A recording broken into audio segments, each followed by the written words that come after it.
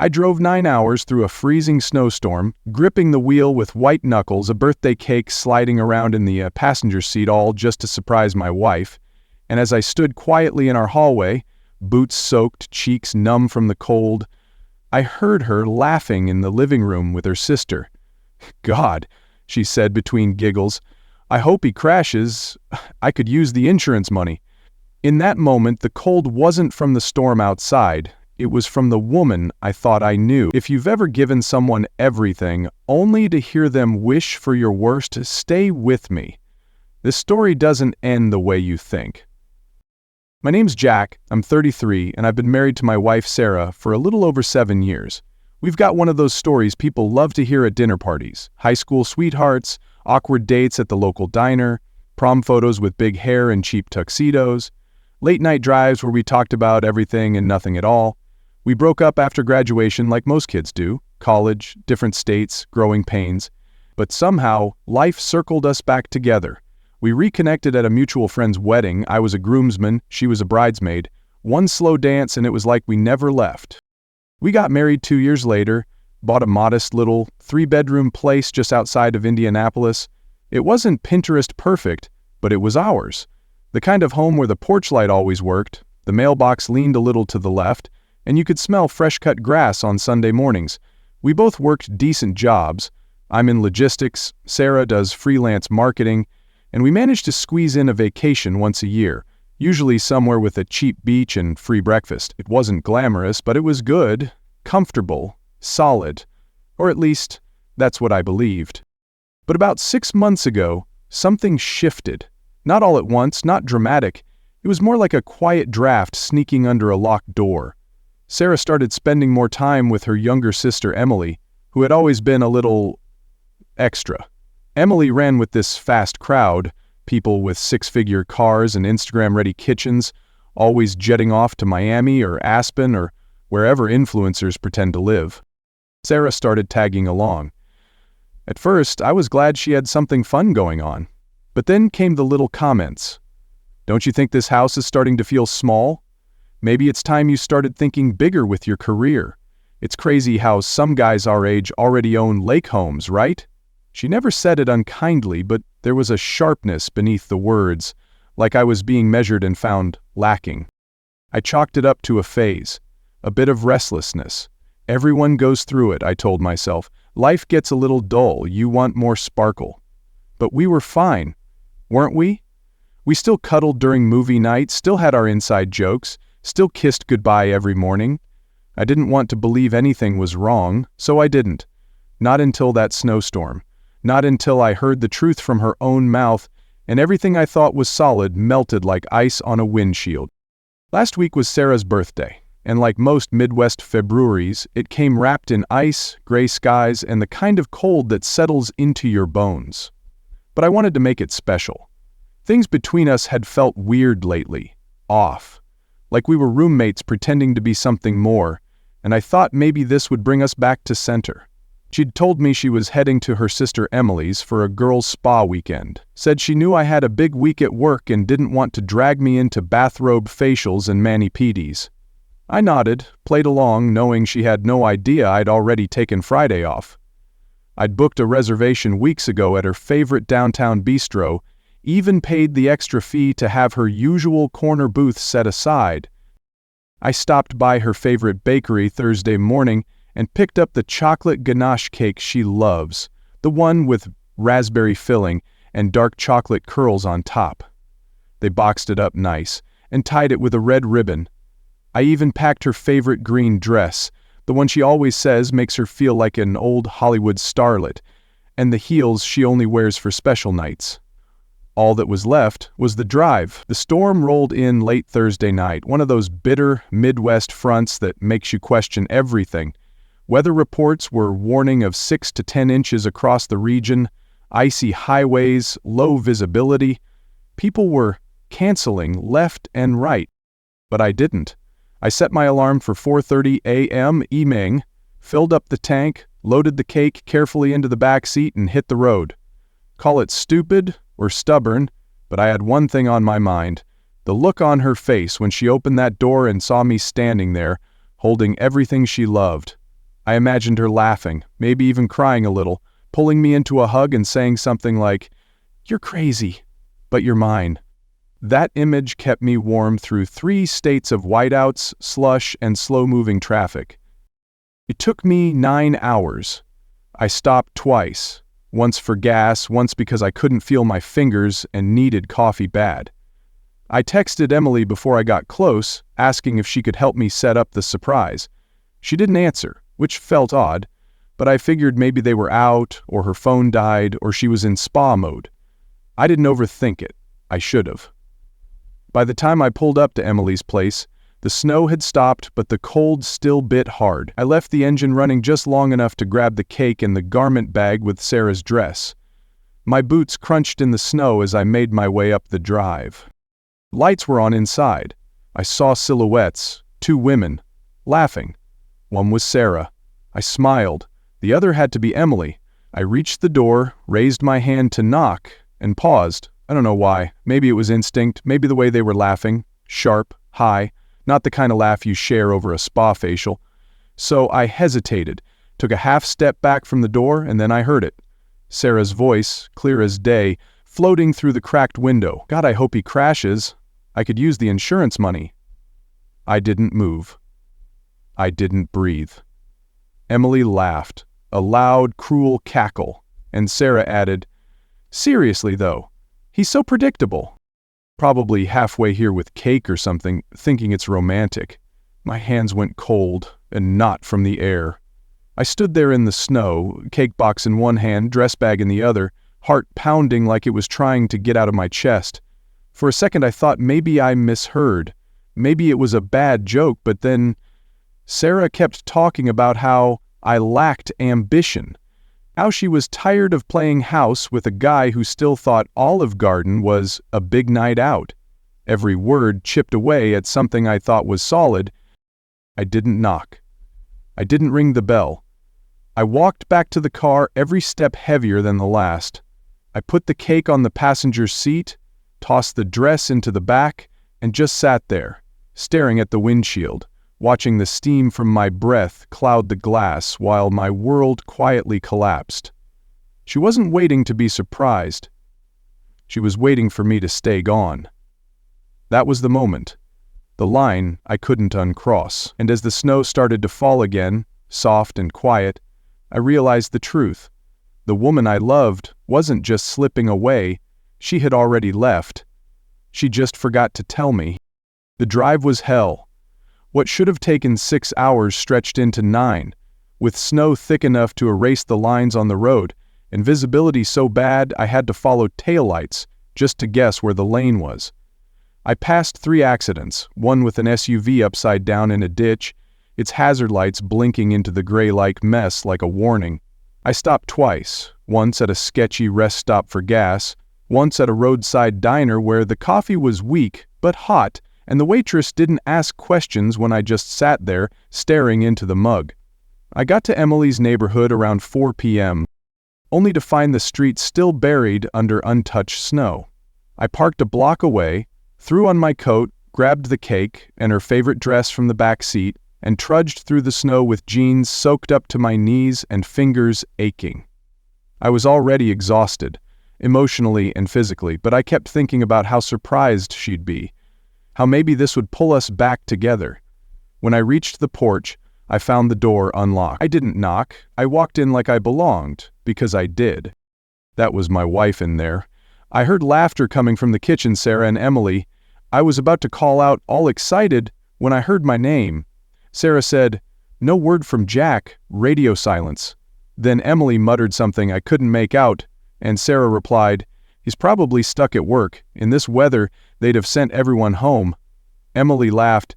"Bet he's on the couch, headphones on, playing that dumb video game." At first I tried to laugh it off, thought maybe they were just teasing, but Sarah kept going. Her tone changed, sharper, colder. "God, can you imagine? He'd tag along to dinner, tell those same 3 stories, then sulk when I want to go out without him tomorrow." That one stung. I stood there in the hallway, wet boots on hardwood, holding a cake I risked my life to deliver, while my wife mocked me like I was some sad obligation she was waiting to outgrow. Emily chimed in, "At least he's not here ruining your birthday weekend." And then, the one that gutted me, Sarah said, crystal clear, "God, I hope he crashes. I could use the insurance money." A pause, then Emily laughed. Or at least a few months of quiet. They both cracked up like it was the funniest thing in the world. I must have made a sound maybe a breath too loud, a shift on the floor because they suddenly went quiet. I thought they'd caught me. For a second I froze, unsure whether to scream or run. Then Emily started talking again, and I just moved. I walked into the kitchen, set the cake gently on the counter like it still mattered, and turned around. Their faces pale, wide-eyed, caught, burned into my memory. Sarah called my name, but I didn't answer.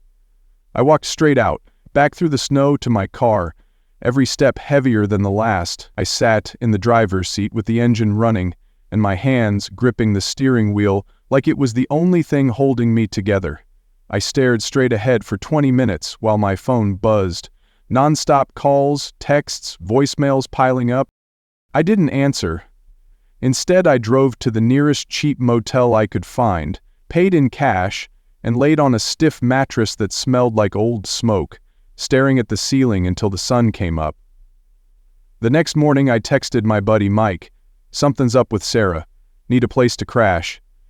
He didn't ask questions, just said, "Doors open, beer's cold."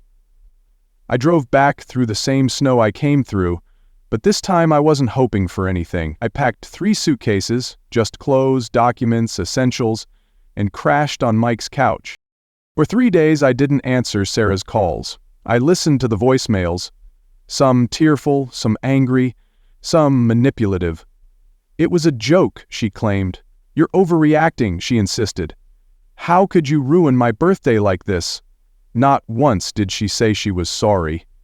Not really. I finally went to the bank and opened a new account, moved half our savings over, froze the joint credit cards, and started changing passwords. I called in sick to work and told my boss I needed to work remote for a while. I didn't tell anyone what had happened, not even Mike. I just moved like a machine. Friends started texting me that Sarah was spinning a story about a big misunderstanding. Gaslighting 101. She even showed up at my work, crying in the parking lot.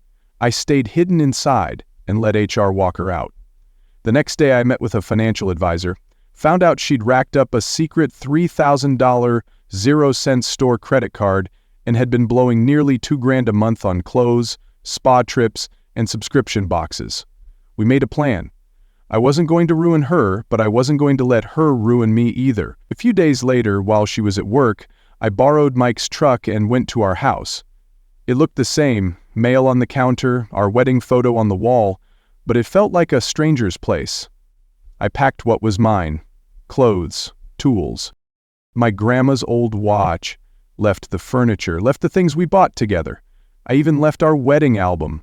Before I left, I set the thermostat to 62, she hates it cold, changed the Wi-Fi password to "I hope he crashes 2023. Petty? Absolutely, but somehow deeply satisfying. I unloaded at Mike's and we drank beer in silence. The next morning, I met with another Tom, a divorce attorney this time. No kids, thank God, but we had the house, the finances, the mess. He drafted papers. 2 days later, Sarah showed up crying, begging, saying it was all taken out of context. I played her the recording accidentally captured on my phone while recording a voice note about her gift. Her voice, "God, I hope he crashes, I could use the insurance." Emily's laugh, "Or at least a few months of quiet." Sarah went pale, tried to grab my phone. I pulled back, told her the separation was happening, that I didn't trust her. That trust once broken like that doesn't come back. Not fully, she sobbed. I stayed silent. Mike handed me a beer afterward, said, "That was rougher than my parents' divorce." We both laughed, but it wasn't funny. It was just finally honest. Day 25, I agreed to meet Sarah at a coffee shop halfway between Mike's place and our old neighborhood, a quiet little spot tucked between a dry cleaner and a vape store, where the air always smells faintly of cinnamon and burnt espresso. I got there early, couldn't sit still, so I ordered black coffee and paced around the patio before settling into a booth near the back corner where I could see the door. My hands were cold even though I'd been holding a warm cup for 15 minutes, and my mind kept running scenarios. What if she cried? What if she begged? What if she blamed me? She walked in right on time, which was strange, because Sarah was never punctual unless it was for a client call or a sale. She wore the navy blue sweater I gave her last Christmas, the one with the tiny stitched stars along the sleeve she once called too soft to wear seriously. In her hand was a yellow legal pad filled with bullet points, neatly organized and underlined. That's what hit me first, not the apology, not the look on her face, but the fact that she came to fix our marriage with bullet points. She started talking before I could say anything. Her voice wasn't loud or defensive, just low and tired. She said what she said that night at Emily's was cruel, thoughtless, and wine-fueled. She claimed the laughter was nervous, that she was trying to seem edgy in front of Emily, who always teased her for being too vanilla. She said she'd taken me for granted for years, focused more on what I didn't do than everything I quietly did. The last 3 weeks, the silence in the house, the cold mornings, the bed too big on one side, it all woke her up, she said. She realized she depended on me emotionally more than she wanted to admit. She said she booked a couples therapy session, showed me the confirmation email on her phone, like proof of effort. I listened. I let her talk. Then I told her something I hadn't said to anyone. I said I'd been thinking about parallel universes, different versions of my life like in the movies, one where I never heard those words, one where I brought the cake, she cried with joy, we kissed in the kitchen, and everything felt okay again, and then this one, where the words were said, heard, and could never be unheard. She looked at me, eyes red but dry, and just said, "I'm sorry." Not dramatic, not dressed in excuse, just that. I told her I didn't hate her. I was hurt, I was angry, but hate felt like effort I didn't have anymore. She nodded slowly and said my lack of hate felt worse than hatred, like I didn't care enough to even hate her. Maybe that was true. Maybe I had finally crossed the line where love and hurt split in different directions. I told her my terms: a 6-month separation, legal, with no move-ins, no therapy yet. That I wasn't closing the door, but I wasn't walking through it again just because she left it open. I needed space to figure out what I wanted, not just regret to what she regretted. She didn't argue, just asked, "Do you still love me?" And I didn't answer because I didn't know. Not anymore. We agreed to email about practical stuff, mortgage, utilities, shared subscriptions. She asked if I'd hug her goodbye. I shook my head. Not out of spite, just because the version of me that used to find comfort in her arms didn't exist anymore. She picked up her pad of bullet points, held it to her chest, and walked out. And I sat there in the same booth with my now cold coffee and a heart that felt like it had been stretched thin and left out to dry, stunned by how 7 years of laughter, of vacations, of Sunday pancake mornings and inside jokes and dog-eared books and slow dancing in the kitchen had been reduced to bullet points and a legal pad. I don't know how long I sat there, maybe 20 minutes, maybe an hour. The waitress refilled my cup once without asking, gave me a soft look like she knew. I didn't cry. I didn't text Mike. I just sat there, staring out the window as cars passed, wondering how many people in this town were walking around right now with hearts full of words they couldn't take back, and how many like me were just trying to figure out if silence was safer than forgiveness. That was the moment, I think, when something in me finally stopped hoping for the old life to come back. Not because I didn't miss it, but because I finally believed it was gone. 3 months later, I'm sitting on a second-hand couch in a small downtown apartment that smells like old wood floors and fresh coffee. It's a 1-bedroom, nothing fancy, but it feels like mine. There's a dent in the wall from the last tenant's bookshelf, and the hot water makes the pipes groan every morning, but it's home in a way that the house Sarah and I shared never fully was. I've been unpacking slowly, one box at a time, setting up my own rhythm. I cook more now. Nothing fancy: grilled cheese, pasta, Sunday eggs. I've started journaling again. I even joined a trivia night at the bar down the street, where nobody knows my story, just that I'm good with random facts about 90s movies. As for Sarah, she's changed, or at least she's trying. I hear things from mutual friends, and sometimes directly from her. She sold the Audi, paid off her credit cards, and started some sort of financial literacy group for women who've made the same mistakes she did. A few weeks ago, she sent me a letter, 10 pages, handwritten, no fluff. It was raw, honest in a way she hadn't been when we were together. She owned her resentment, her jealousy, the way she leaned on me but never said thank you, how she measured me against people she didn't even like. She admitted that she thought marriage was supposed to fix the parts of her she didn't want to face, and when it didn't, she blamed me. I read the first half in one sitting, then folded it up and placed it in a drawer. I haven't touched it since. Not because I'm angry. I'm just not ready. She's in therapy now, apparently doing the work. She texted once that she feels like she's becoming someone new, someone better. I believe her, but I'm not sure if the person I'm becoming fits with that new version of her. That's the thing about healing, you don't always grow in the same direction. Day 90, I did something small but symbolic. I bought that same chocolate ganache cake from the bakery back home, drove across town, picked it up in the same white box with the red ribbon, and took it back to my apartment. I snapped a photo and texted it to her. No caption, just the cake.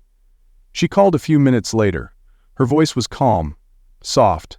She said she knew what it meant, that it wasn't about the cake, it was about closure. She apologized again, said she was proud of how I'd handled everything, how I'd kept my dignity even when I could have burned everything down. We talked for a little while, not like exes or maybe not exes, but like two people who once shared a life and now just want peace. I told her I was meeting with my lawyer tomorrow, not because I'd made a decision, but because I needed to understand both paths, reconciliation or divorce. She didn't cry, she didn't beg. She just said, "Whatever you decide, I'll respect it. Tonight, I'll finish that cake by myself. Not because I'm sad, not because I'm celebrating either. Just because I can. Because I got through something that should have broken me, and somehow came out stronger." Those words in Emily's kitchen, they cracked something open, not just in my marriage, but in me. I don't know if we'll rebuild or stay broken, maybe there's beauty in both. But for the first time in a long time, I'm okay with not knowing. I'm okay sitting in the quiet, eating cake at a scratched-up table, in a small apartment that doesn't smell like regret. I've stopped replaying the night I heard her voice through that window. I've stopped trying to edit the past like it's a bad movie I can rewrite. It happened, it hurt, it shaped me. And now I'm here, still standing, still breathing, still figuring things out one day at a time. So thank you, strangers, for letting me tell this story, for listening without judgment, for sitting with me in the mess. I'll update one last time when I decide. For now, I'm just Jack, not a husband, not a victim, just a man learning how to live again. If this story stayed with you the way it stayed with me, there's more waiting stories, just as real, just as raw. So stick around and hit subscribe to comment for the next chapter when it drops. Because sometimes the people closest to us say things we were never meant to hear, and when they do, it breaks something. But breaking isn't always the end. Sometimes it's the start of finally becoming whole again.